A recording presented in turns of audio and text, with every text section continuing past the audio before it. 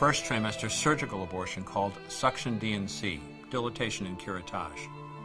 This is the most frequently performed abortion and is used typically from 5 to 13 weeks of pregnancy. After administering anesthesia, the abortionist uses a speculum like this. This is placed inside the vagina and opened using this screw on the side, allowing the abortionist to see the cervix, the entrance to the uterus. The cervix acts as a gate that stays closed for the duration of pregnancy, protecting the baby until it is ready for birth. The abortionist uses a series of metal rods called dilators, like these, which increase in thickness, and inserts them into the cervix to dilate it, gaining access to the inside of the uterus where the baby resides. The baby has a heartbeat, fingers, toes, arms, and legs, but its bones are still weak and fragile.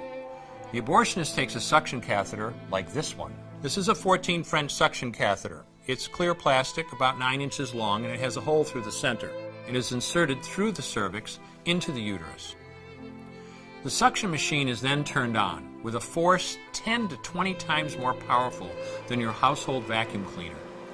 The baby is rapidly torn apart by the force of the suction and squeezed through this tubing down into the suction machine, followed by the placenta.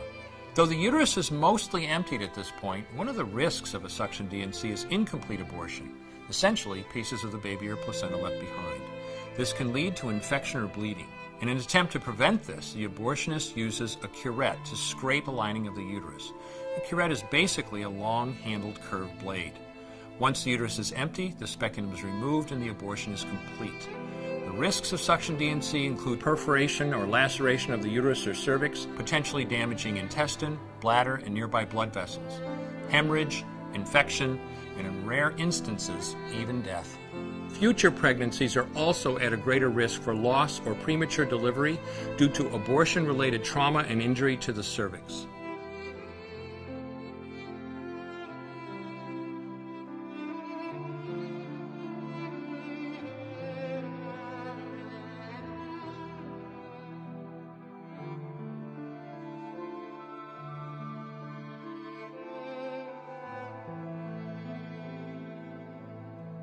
Second trimester surgical abortion called dilatation and evacuation, or D&E.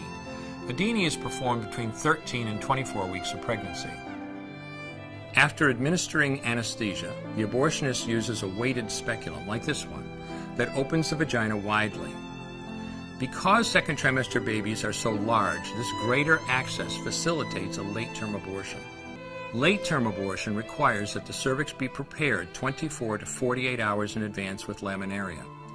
Laminaria is a type of sterilized seaweed that absorbs water over 8 to 12 hours and swells to several times its original diameter.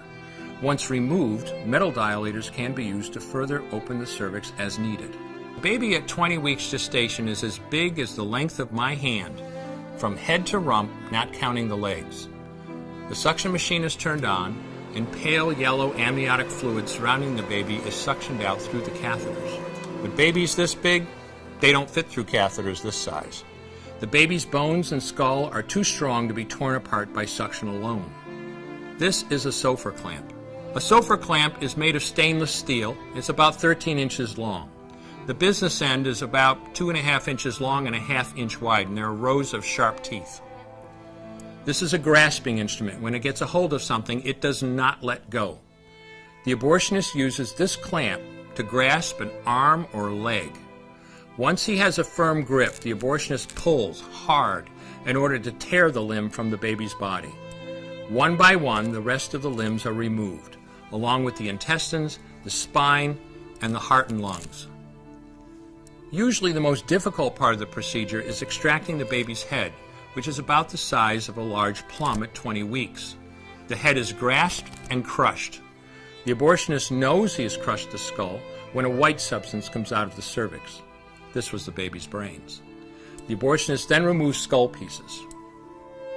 He removes the placenta and any leftover parts of the baby with a curette, scraping the lining of the uterus for any remaining tissue. The abortionist then collects the baby parts and reassembles them to make sure that there are 2 arms, 2 legs, and all the pieces.